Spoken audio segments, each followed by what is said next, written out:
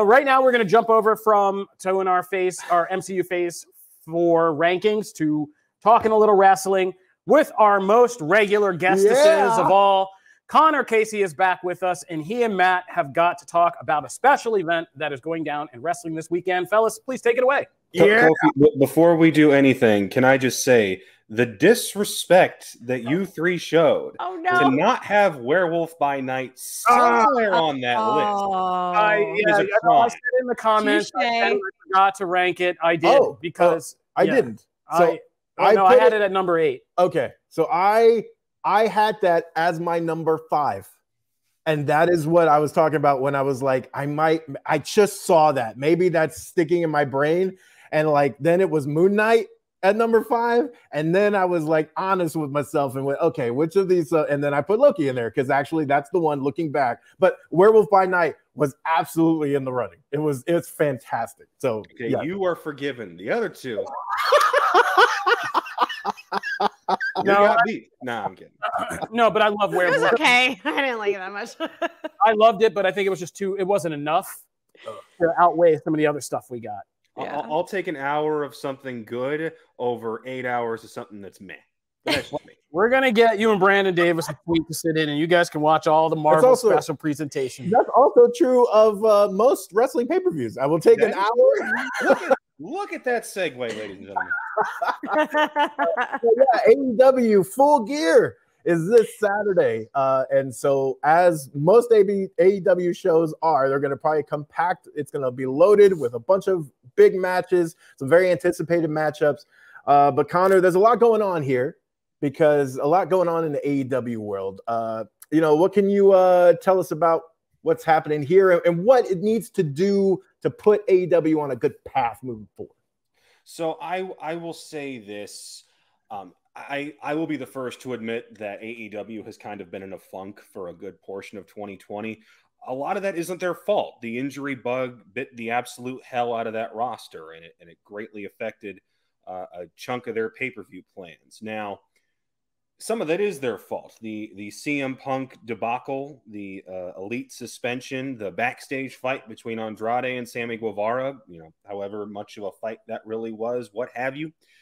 It's held this kind of dark cloud over the company these past few months. And I hate to give this guy the credit for it, but MJF said it best when he said there's a black cloud of some BS that's been hanging over us, and it needs the right leadership to break it out of it. And I think that starts on Saturday, and it starts with stepping forward with a new chapter, and that involves MJF winning the AEW World Championship. I cannot think of anybody within AEW that has the kind of momentum that he does right now. And John Moxley, God love him, this man was due for a vacation about 2 months ago and has held everything together instead, but that man looks tired. He was tired in the go-home promo for this where he forgot what day it was on. I know, but it's a great promo. The man, he's great promo, but he's like, is it Sunday? He's like, dude, it's Saturday. He's like, Saturday, right. Let the man go off with Renee, have a lovely vacation, and let Max have his shot with the ball. We've hyped this kid up so much. I say he's a kid because he's like 25. Yeah. We've hyped this guy up so much since day one, essentially. And it's time to finally see if he can back it all up, because the big criticism people have had behind him is that the man wrestles maybe 6 matches a year on TV. Yeah. And it begs the question of, well, if this guy is the champion, can he wrestle on a consistent basis? And can he keep the crowd as drawn in as he does with his promos, great as they are? How do you feel about that one? No, I agree with you. I think this is a necessary... I've never been like the biggest Moxley guy, but I have to give, and even as like Ambrose in WWE, like I've never been like, it's just like, his style and stuff just has never really resonated with me. However, I have to give the James Dean hip swivel thing. Yeah, it just doesn't do it. However, I have to give him immense credit because stepping in after just complete chaos broke out, and really just he has been that grounding presence. Your champion is going to be on TV. He's going to be defending the title. I actually wish he would wrestle less Like, you know, I was one of the ones happy that like he can't do a bunch of independent dates. I'm like, dude, you're fighting everywhere and like mangling yourself. Stop it. So like, I got to give him immense credit. He's done an amazing job. But yes, it's time for MGF to take it. And you know, it's really time for like them to kind of close the book on this chapter. You know, even so much as like, I'm curious to see what happens with the Elite as well. Cause you know, they were part of all that chaos. So I do hope that once this event is over, we really can kind of move to a new page across the board. I'm ready for like a new breath of life in there. I agree. And I think on top of Max winning, I think you need two other things to happen. One, you need the Elite to win back the trios titles. You've got them in there with Death Triangle. Any combination of those 6 guys has always been fantastic. Yeah. And I mean, our match of the year was a tag team match involving 4 of these men a year ago in a steel cage. So I have every bit of confidence that those 6 will put on a great match, and the Elite will basically be able to move on and say, okay, those last 3 months, forget about it. We're moving on. And last but not least, there's a lot of matches on this show. Try and get this in at about 3 hours. Find a way for this to at least not feel like a drag. If this does hit 3.5 hours, find a way to pace this show out to where the fans aren't drained by the time we get to the main event, because that's been the big complaint of the last few pay-per-views. Now, people have made the arguments, spread it out into 2 nights, have some of the pay-per-view worthy matches on the Dynamite and the Rampage beforehand if you're going to have them all in the same location.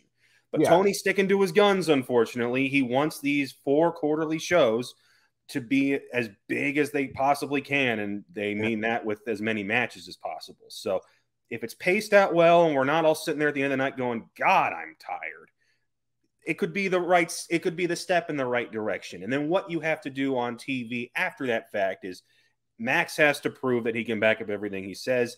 And you got to start pushing some of the guys that people are looking around on Twitter going, hey, where's Miro? Where's FTR? They got all these titles, but we barely see them on Dynamite. You want to talk about, hey, the Ring of Honor stuff is kind of crowded everything. It feels like we need to relieve the pressure from that. That clearly isn't getting fixed until next year. So for now, fix what is fixable. Yeah. And it starts Saturday. I agree. And I also think, you know, I think too, the other thing I would add to I want kind of a clean slate moving forward. You know, we've talked about it before. I'm not a fan of these interim championships. I think they dilute even all the back and forth before with CM Punk and Moxley and all that. Just, man, it's so confusing. It leads to people who should feel like champions not feeling like champions because you have this asterisk. Mm-hmm. And with the Thunder Rosa, Toni Storm thing, Toni Storm has been carrying this ball, and she should be AEW Women's Champion. And for the fact that I know Rose is hurt, but like, you got to address it here. I need something moving in that, like, hey, either she returns, either you provide an update, or hey, we're going to just move forward. And then when she's ready and can do it, I have no problem with that. I want that match, but you have a built-in story. You don't have to to me, you're kind of hurting both. Mm-hmm. You're creating drama amongst the title scene that's not money-making drama to me. Because now Toni Storm's gone on interviews and you have Rosa chirping back from stuff, and that doesn't seem good. And then also Storm's title reign is getting hurt because people are like, well, it doesn't feel like a real title reign. It just sucks all around. So I really want there to be some clarity of that. So forward. I get why Tony does it. He is trying to go for the real sports feel of it, where if you follow MMA, if in any event a champion can't defend his title, typically they'll crown an interim champion, and then it sets up the visual of 2 guys, both with belts, and the winner gets to hold both at the end. It worked with Punk and Moxley.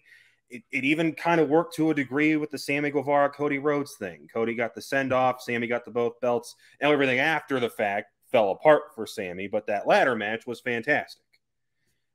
This one, I feel like Tony needs to set the precedent for. This can't just be a case-by-case basis. If your champion is going to be off television for at least 3 months, you got to move forward. Yeah.